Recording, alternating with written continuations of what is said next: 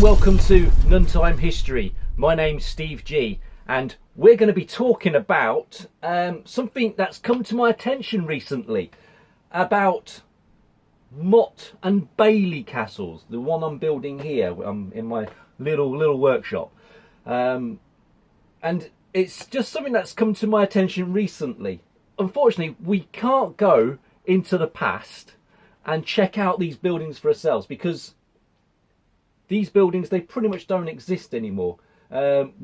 These ones, however, the stone castles or the brick castles, they do exist in a crumbly state. But even then, even those, we don't get to see how they were just after the production line, as it were. And the same goes for the Motte and Bailey. Unfortunately, we don't see anything of that. So I'm waffling a little bit. So I'm just going to let you know what I found out. I found out that the Motte and Bailey castles may have had a coating round, like a render, whitewashed. Now this kind of makes sense, doesn't it? Because most of these castles you would have thought would have burnt down, you know, having arrows fired at it, you know, with fire and burning them down, and many did burn down, you know, you do hear the stories, but it doesn't mean that they all burnt down, you know. You can't use one to say that they were all like that. But if the walls, the outer walls, are rendered, is it called daubal? Correct me.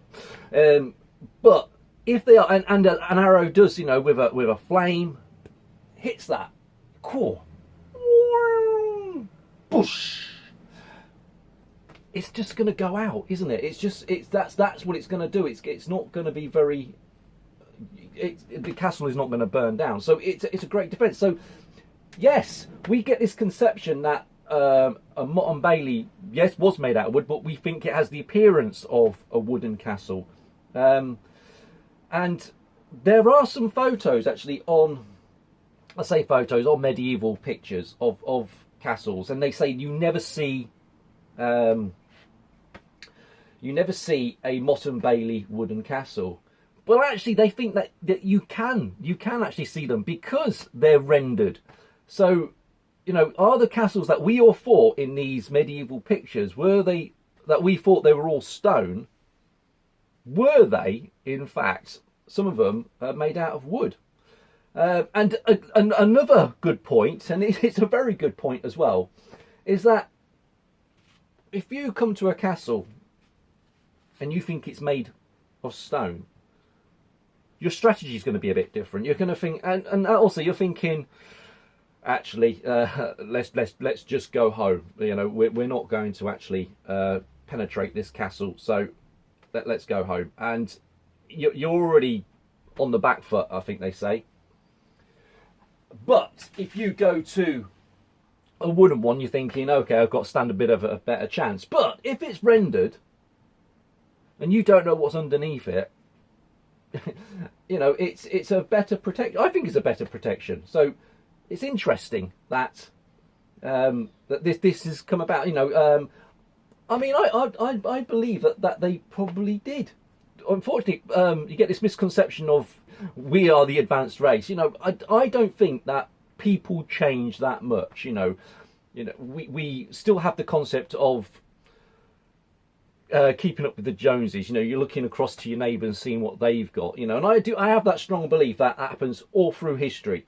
You know, so you're looking to your neighbour who's built a stone castle. You know, but all you can do afford is a wooden one. But you want to make it look as good as the stone castle. And there's something to remember about the stone castle as well. Something else that we don't really think about much is that these were also rendered. You know, we see the ruins of today, and we look at it and think all castles were, you know, on the outside was stone.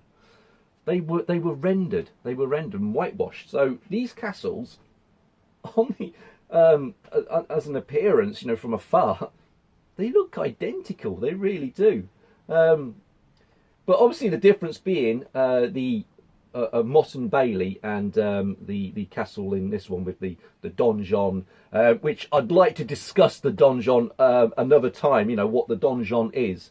You know, but yeah. So you've got the Motte and Bailey and this one here. So there are differences, which I'd love to talk about another time. Which I hope you'll join with me next time. So without further ado, it's ciao for now.